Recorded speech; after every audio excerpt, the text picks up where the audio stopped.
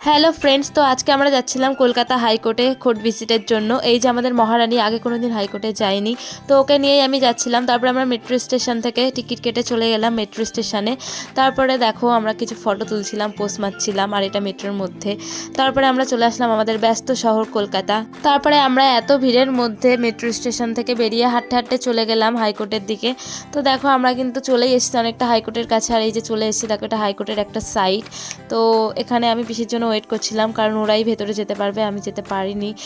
তো ওদের কিন্তু কোর্ট ভিজিট কমপ্লিট হয়ে গেছে, আর এখন আমরা চলে যাব বাড়ির দিকে।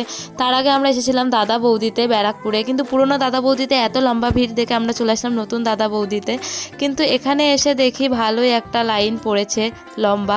যাই হোক, শেষমেশ আমরাও একটা কোণে বসার জায়গা পেলাম, আর চারিদিকে এত ভিড় ছিল তোমরা দেখতেই পাচ্ছ।